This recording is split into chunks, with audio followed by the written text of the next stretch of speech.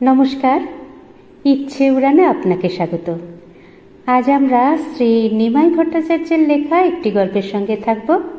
গল্পটির নাম সুবর্ণরেখা। শেষ পর্যন্ত সেই অসম্ভবই সম্ভব হলো। সঞ্জয় আর চৈতালি স্বপ্নেও ভাবেনি কলকাকলিতে ময়নাকে ভর্তি করা সম্ভব হবে।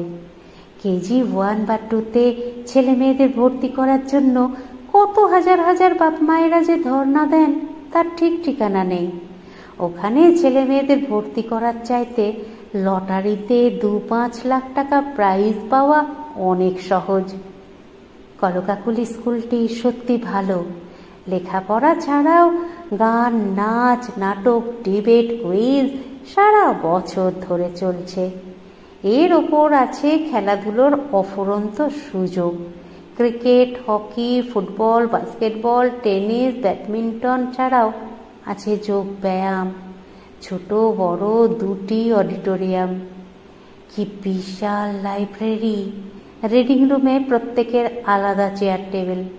সবচাইতে বড় কথা, একবার ভর্তি করতে পারলে 12 ক্লাস পর্যন্ত নিশ্চিন্ত। তবে হ্যাঁ, অসুবিধে একটাই, স্কুলে বাস নেই। তাছাড়া স্কুলটির শহরের এক প্রান্তে। শহরের মধ্যে হলে কি এই বিশাল এলাকা নিয়ে স্কুল হতে পারত? কলকাতার স্কুল বাড়িগুলো যেন সরকারি ও সওদাগরি অফিসের ঢঙে তৈরি। প্রাণহীন, বৈশিষ্ট্যহীন, ইট, কাঠ, লোহা লক্কর দিয়ে তৈরি একটা জেলখানা। যে কোনো একটা বাড়িতে কিছু ছেলে মেয়েকে কয়েক ঘন্টা বন্দি রাখলেই কি স্কুল হয়? সঞ্জয় আর চৈতালি শুধু খুশি না, অত্যন্ত নিশ্চিন্ত। সঞ্জয় ফ্যাক্টরি থেকে ফিরে কফি খেতে খেতে বলল, তবে চৈতি, তোমার ঝামেলা বাড়ল। আমি তো সাত সকালে বেরিয়ে যাই। ময়নাকে পৌঁছে দেওয়া, নিয়ে আসা তোমাকেই করতে হবে। মেয়েকে ভালো স্কুলে পড়াতে হলে এটুকু কষ্ট তো করতেই হবে। একটু ভেজা তুলো স্কিন লোশন মাখিয়ে আলতো করে মুখে দিতে দিতে চৈতালি আবার বলে, গিরিবালা সংসারের কাজকর্ম ঠিকঠাক করতে পারলেও ওকে দিয়ে তো মেয়েকে অত দূরে পাঠাতে পারবো না। সঞ্জয় কফির কাপে শেষ চুমুক দিয়ে বলে, সে তো 100 বার। তাছাড়া একই ওর বয়স হয়েছে, তার ওপর চোখ খারাপ। সঞ্জয়ের ফ্যাক্টরি বজবজে। 8টার আগেই ওকে ফ্যাক্টরিতে পৌঁছতে হয়। ঠিক 6:45টায় অফিসের গাড়ি আসে। তারপর গলফ ক্লাব আর যোধপুর পার্ক থেকে আরও 2জনকে তুলে নিয়ে সোজা বজবজ। ফ্যাক্টরির ছুটি 4টেই, কিন্তু 5:30-6টার আগে সঞ্জয় ফ্যাক্টরি থেকে বেরোতে পারে না। মোটামুটি 7টা নাগাদ বাড়ি ফিরে আসে। ময়নার স্কুল 8:30 থেকে 11:30। চৈতালি ওকে পৌঁছে দিয়ে আর বাড়ি ফিরে আসে না। ট্রাম, বাস, পথঘাটের যা অবস্থা, ওই সময়টুকু স্কুলেই কাটিয়ে দেয়। প্রথম দিকে চৈতালি লাইব্রেরি বিল্ডিং এর পেছন দিকে কৃষ্ণচূড়া গাছের তলায় একটা গল্পের বই পড়েই ওই সময়টুকু কাটিয়ে দিত। তবে এখন আর গল্পের বই নিয়ে যাওয়ার দরকার হয় না। ওর মতো অনেক ছেলে মেয়েদের মায়েরাই ওই সময়টুকু স্কুলেই কাটিয়ে দেন। তাদের অনেকের সঙ্গেই এখন ওর বন্ধুত্ব। হাজার হোক, সবাই প্রায় সমবয়সী, তাই রোজই বেশ আড্ডা হয়। এদের মধ্যে একমাত্র মলিনাদিরই বয়স বেশি, প্রায় 40-42 হবে, কিন্তু মেয়েদের আড্ডার আসরে বয়সটা কোনো ব্যাপার না। তাছাড়া ওর মতো আড্ডাবাজ ফাজিল মহিলা সত্যি দুর্লভ। রেখা হাসতে হাসতে বলে, কলেজ ইউনিভার্সিটিতে পড়ার সময় সবাই আমাকে ফাজিল বলতো, কিন্তু তোমার সঙ্গে আড্ডা দিয়ে দেখছি আমি ফাজলামির অ আ ক খ শিখিনি। মলিনাদি হাসতে হাসতে বলেন, তোরা তো নেহাতি শিশু, এখন ফ্রয়েড সাহেব এলেও অনেক কিছু শিখিয়ে দিতে পারি। সত্যিই তাই, ছেলে মেয়েদের চোখ মুখ দেখেই উনি কত কি বুঝতে পারেন। এই তো সেদিন মানসীকে দেখেই বললেন, হ্যাঁ রে, কাল স্বামীর সোহাগ পেয়েছিস তাই না? মানসী প্রথমে স্বীকার করতে চায়নি, কিন্তু মলিনাদির সঙ্গে কি আর পেরে উঠতে পারে? শেষ পর্যন্ত ঠিকই স্বীকার করেছে। আবার একদিন শিলাকে দেখেই উনি বললেন, হ্যাঁ রে, কাল বরের সঙ্গে ঝগড়া করেছিলি? আমি ঝগড়া করিনি, ও ঝগড়া করেছে। ওই একই ব্যাপার। মলিনাদি একটু চাপা হাসি হেসে বললেন, আমার ঠাকুমা কি বলতেন জানিস? শিলা বিন্দু মাত্র ভাবাবেগ প্রকাশ না করে ওর দিকে তাকায়। ঠাকুমা বলতেন, পুরুষের রাগ বাসি হতে দিতে নেই, রাত্রিরের মধ্যেই সব ঝগড়াঝাটি মিটিয়ে ফেলতে হয়। এবার মলিনাদি একটু হেসে শিলাকে বলেন, হ্যাঁ রে হতভাগী, রাত্রিরে ঝগড়া মিটিয়ে ফেলার মন্ত্র কি ভুলে গেছিস? ওর কথায় শিলার মুখেও হাসি ফুটে ওঠে। নিঃসন্দেহে কলকাকুলির এই নিত্যকার আড্ডার আসরের মধ্যমণি মলিনাদি। এই আড্ডার ব্যাপারে উনি বলেন, দেখ, সব সংসারেই কিছু না কিছু ঝামেলা বা অশান্তি থাকবে। এখানে আমরা সেসব নিয়ে একটা কথাও বলবো না। এখানে আমরা শুধু প্রাণ ভরে আড্ডা দেব। ইন্দ্রাণী সঙ্গে সঙ্গে বলে, তোমার আড্ডা মানেই তো শুধু প্রেম আর ভালোবাসা। কে প্রেম করে না বা ভালোবাসে না? ইন্দ্রাণী মুখ টিপে হাসতে হাসতে বলে, অন্যদের কথা বলতে পারবো না, তবে আমি কোনোদিন প্রেম করিনি। সব পুরুষের জীবনে প্রেম না এলেও সব মেয়ে প্রেমে পড়ে।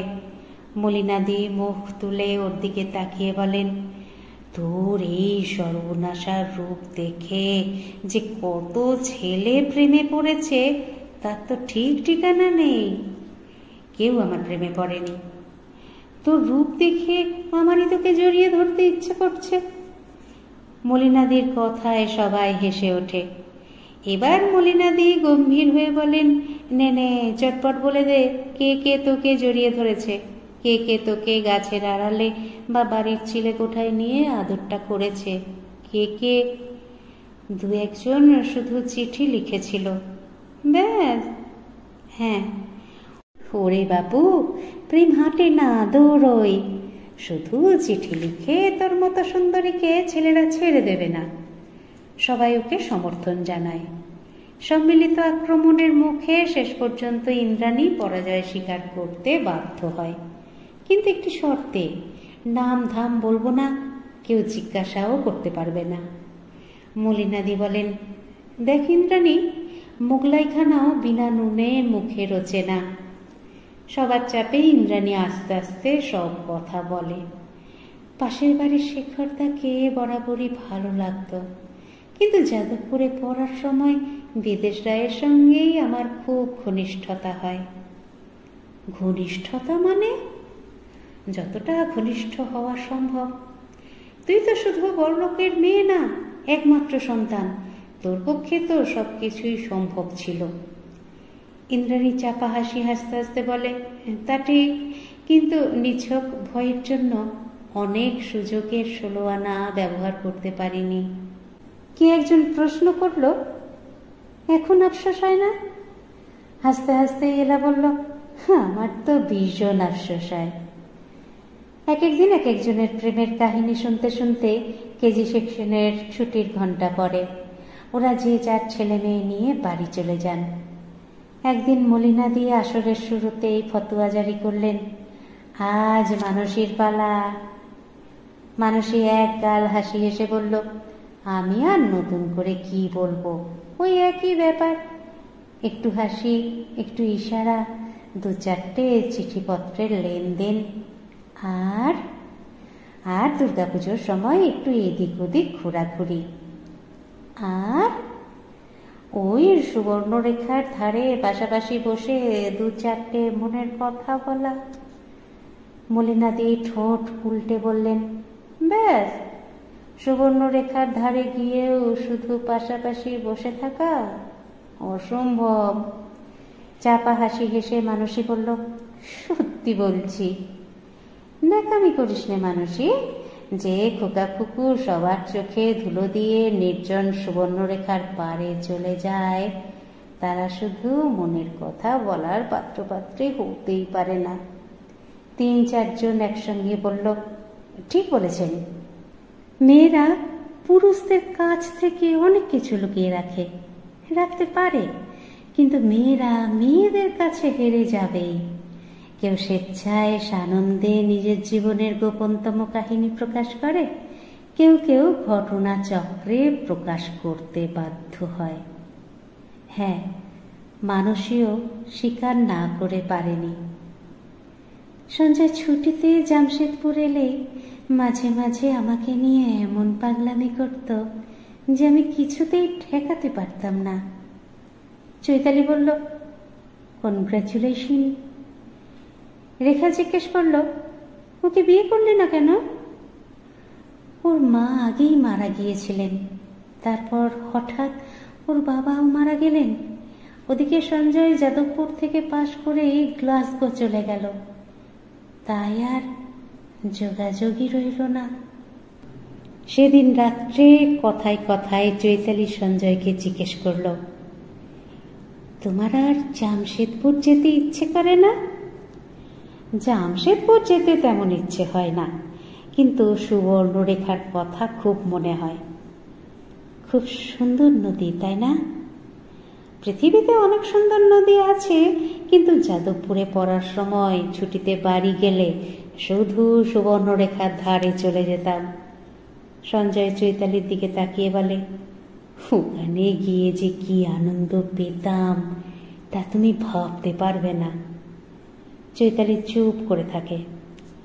একটু পরে সঞ্জয় জিজ্ঞেস করে, তুমি সুবর্ণরেখা দেখেছ?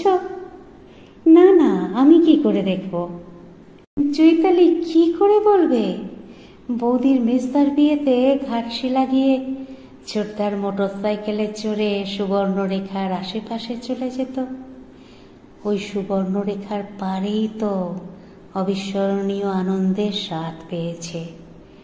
সূর্যের তীর্যক রশ্মির আলোয় ওই শালের ফাঁকে ফাঁকে যে ইতিহাস ছড়িয়ে আছে তা কি মুখে প্রকাশ করা যায়? সে স্মৃতি শুধু অনুভবের, শুধু রোমন্থনের।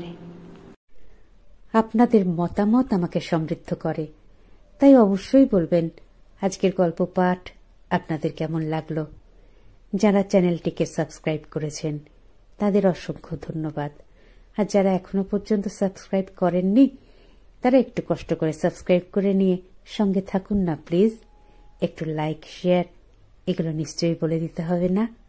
সুস্থ থাকবেন, সুন্দর থাকবেন, আর অপেক্ষা রাখবেন পরবর্তী গল্পের। নমস্কার।